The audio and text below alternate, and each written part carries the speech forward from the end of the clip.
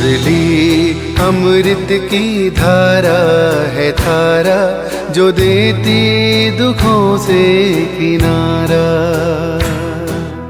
मुरली अमृत की धारा है धारा, जो देती दुखों से किनारा। भूले जीवन में हो जा शिव बाबा मुरली में समझाए। भूले जीवन में हो जा। ओम शांति। आज है 28 मई 2025 का महावाक्य। मीठे बच्चे, अभी ड्रामा का चक्र पूरा होता है। तुम्हें खीरखंड बनकर नई दुनिया में आना है। वहाँ सब खीरखंड है, यहाँ लून पानी है। प्रश्न है, तुम त्रिनेत्री बच्चे किस नॉलेज को जानकर त्रिकालदर्शी बन गए हो? उत्तर, तुम्हें अभी सारे वर्ल्ड की हिस्ट्री ज्योग्राफी की नॉलेज मिली है। सतयुग से लेकर कलयुग अंत तक की हिस्ट्री ज्योग्राफी तुम जानते हो। तुम्हें ज्ञान का तीसरा नेत्र मिला कि आत्मा एक शरीर छोड़ दूसरा लेती है। संस्कार आत्मा में है। अब बाप कहते हैं, बच्चे नाम रूप से न्यारा बनो, अपने को आत्मा अशरीरी समझो। गीत है, धीरज धर मनुआ। ओम शांति। कल्प कल्प बच्चों को कहा जाता है और बच्चे जानते हैं दिल होती है ही जल्दी सतयुग हो जाए तो इस दुख से छूट जाए, परंतु ड्रामा बहुत धीरे धीरे चलने वाला है। बाप धीरज देते हैं, बाकी थोड़े रोज हैं। बड़ों बड़ों द्वारा भी आवाज सुनते रहेंगे। दुनिया बदलनी है। जो भी बड़े बड़े हैं पोप जैसे, वह भी कहते हैं दुनिया बदलने वाली है। अच्छा, फिर पीस कैसे होगी? इस समय सब लून पानी है। अभी हम खीरखंड हो रहे हैं। उस तरफ दिन प्रतिदिन लून पानी होते जाते हैं। आपस में लड़ झगड़ कर खत्म होने वाले हैं। तैयारियां हो रही है। यह ड्रामा का चक्र अब पूरा होता है। पुरानी दुनिया पूरी होती है, नई दुनिया की स्थापना हो रही है। नई दुनिया सो पुरानी, पुरानी सो नई दुनिया फिर बनेगी। इसको दुनिया का चक्र कहा जाता है, जो फिरता रहता है। ऐसे नहीं लाखों वर्ष बाद पुरानी दुनिया नई होगी। नहीं, तुम बच्चे अच्छी रीति जान चुके हो, भक्ति बिल्कुल ही अलग है। भक्ति का कनेक्शन रावण के साथ है, ज्ञान का कनेक्शन राम के साथ है। यह तुम अभी समझ रहे हो। अभी बाप को बुलाते भी हैं, हे पतित पावन आओ, आकर नई दुनिया स्थापन करो।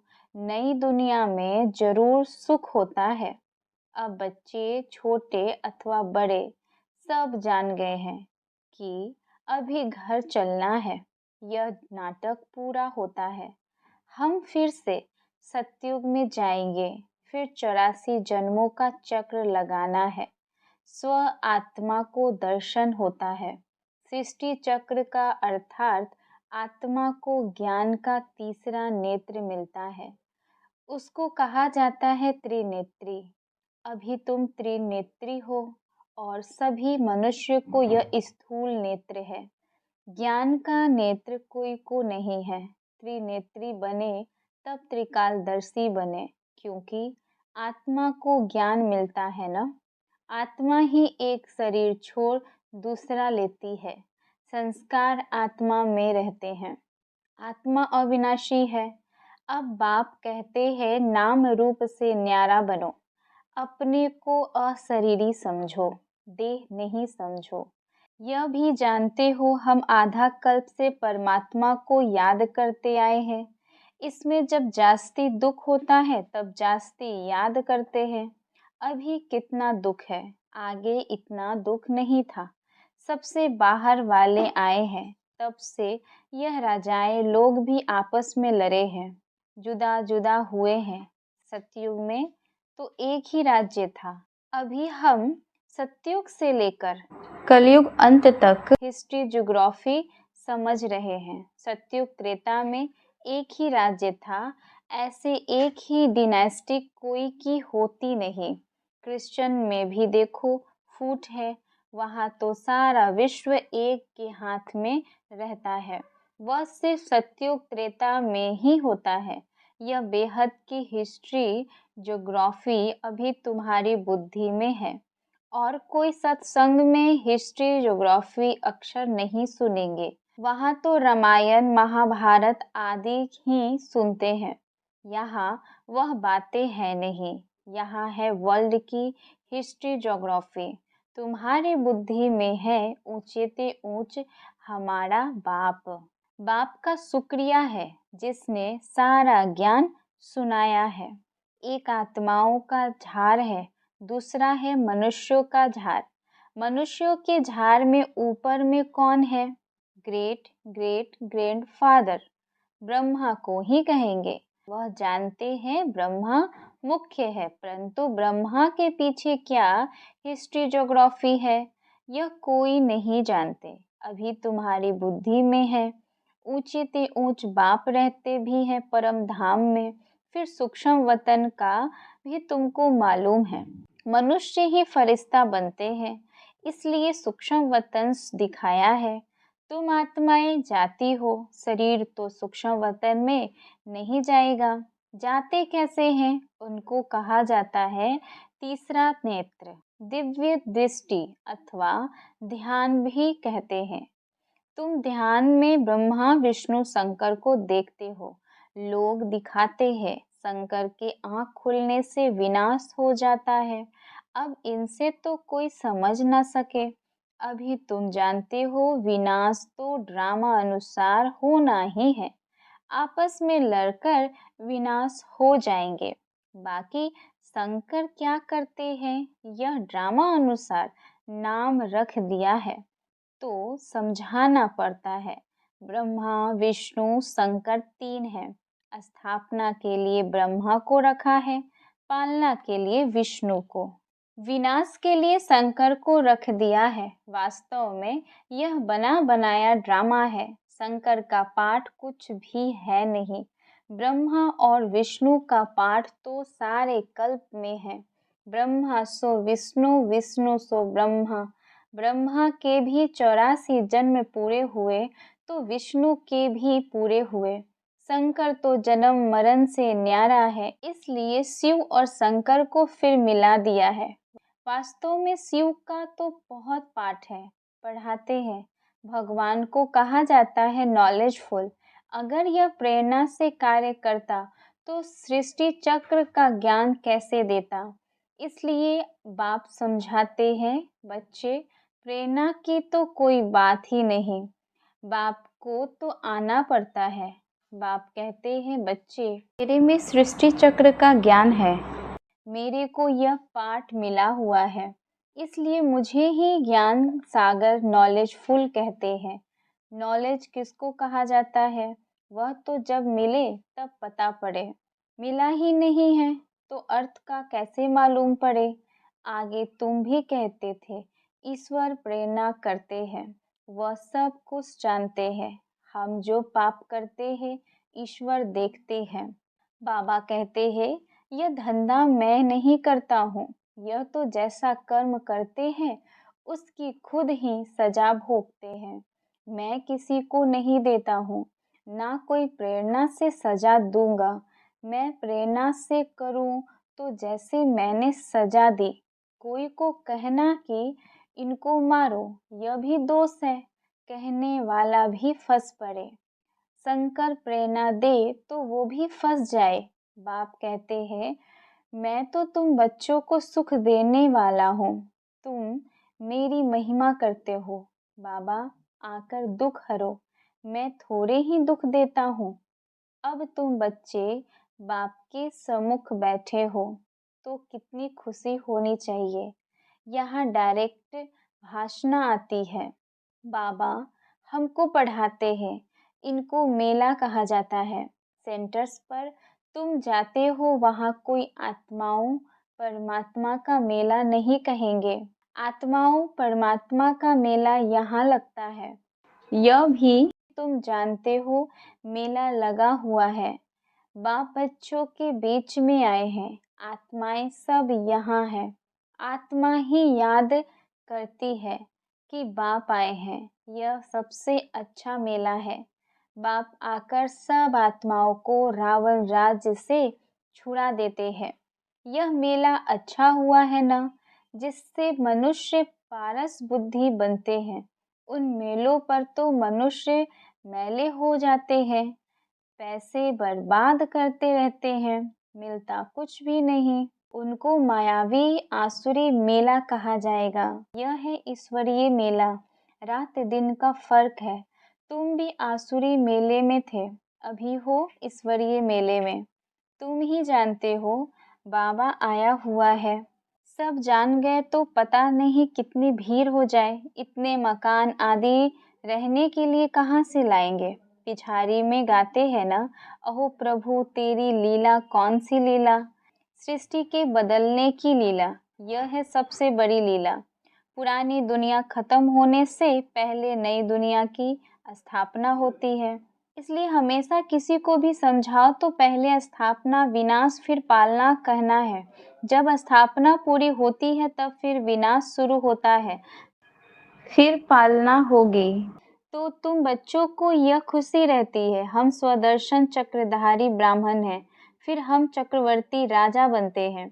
यह कोई को पता नहीं। इन देवताओं का राज्य कहाँ गया, नाम निशान गुम हो गया। देवता के बदले अपने को हिंदू कह देते हैं। हिंदुस्तान में रहने वाले हिंदू हैं। लक्ष्मी नारायण को तो ऐसे कभी नहीं कहेंगे, उन्हों को तो देवता कहा जाता है। तो अब इस मेले में ड्रामा अनुसार तुम आए हो।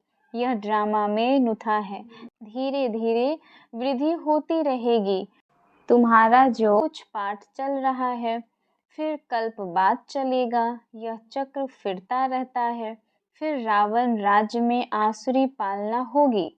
तुम अभी ईश्वरीय बच्चे हो, फिर दैवीय बच्चे, फिर क्षत्रिय बनेंगे। तुम जो पवित्र प्रवृत्ति वाले बन गए थे, सो फिर पवित्र प्रवृत्ति वाले बनते हो। है तो यह भी देवी गुण वाले मनुष्य न। बाकी इतनी भुजाएं आदि दे दी हैं। विष्णु कौन है यह कोई बता न सके। महालक्ष्मी की भी पूजा करते हैं। जगत अम्बा से कभी धन नहीं मांगते हैं। धन जास्ती मिल गया तो कहेंगे लक्ष्मी की पूजा की, इसलिए उसने भंडारा भर दिया।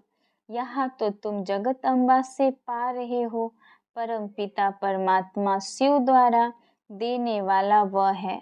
तुम बच्चे बाप दादा से भी लकी हो। देखो जगत अम्बा का कितना मेला लगता है, ब्रह्मा का इतना नहीं। ब्रह्मा को तो एक ही जगह बिठा दिया है। अजमेर में बड़ा मंदिर है। देवियों के मंदिर बहुत हैं, क्योंकि इस समय तुम्हारी बहुत महिमा है। तुम भारत की सेवा करते हो, पूजा भी तुम्हारी जास्ती होती है। तुम लकी हो। जगत अम्बा के लिए ऐसे कभी नहीं कहेंगे कि वह सर्वव्यापी है। तुम्हारी महिमा होती रहती है। ब्रह्मा विष्णु शंकर को भी सर्वव्यापी नहीं कहते। मुझे कह देते कन कन में है। कितनी गलानी करते हैं। तुम्हारी मैं कितनी महिमा बढ़ाता हूँ। भारत माता की जय कहते हैं ना। भारत माता तो तुम हो ना, धरनी नहीं। धरनी आदि जो अब तमो प्रधान है, सतयुग में सतो प्रधान हो जाती है। इसलिए कहते हैं देवताओं के पैर पतित दुनिया में नहीं आते। जब सतो प्रधान धरनी होती है तब आते हैं। अभी तुमको सतो प्रधान बनना है। श्रीमत पर चलते बाप को याद करते रहेंगे तो उच्च पद पाएंगे। यह ख्याल रखना है। याद करेंगे तो विकर्म विनाश होंगे। श्रीमत मिलती रहती है। सतयुग में तो तुम्हारी आत्मा पवित्र कंचन हो जाती है, तो शरीर भी कंचन मिलता है। सोने में खाद पड़ती है तो फिर जेवर भी ऐसा बनता है। आत्मा झूठी तो शरीर भी झूठा। खाद पड़ने से सोने का मूल्य भी कम हो जाता है। तुम्हारा मूल्य अब कुछ भी नहीं है। पहले तुम विश्व के मालिक 24 कैरेट थे, अभी 9 कैरेट कहेंगे। यह बाप बच्चों से रूह रिहान करते हैं, बच्चों को बैठ बहलाते हैं, जो तुम सुनते सुनते चेंज हो जाते हो, मनुष्य से देवता बन जाते हो। वहाँ हीरे जवाहरातों के महल होंगे, स्वर्ग तो फिर क्या, वहाँ के सुबिरस आदि भी तुम पीकर आते हो। वहाँ के फल ही इतने बड़े बड़े होते हैं, यहाँ तो मिल ना सके। सूक्ष्म वतन में तो कुछ है नहीं, अभी तुम प्रैक्टिकल में जाते हो। यह है आत्मा और परमात्मा का मेला, इनसे तुम उज्जवल बनते हो।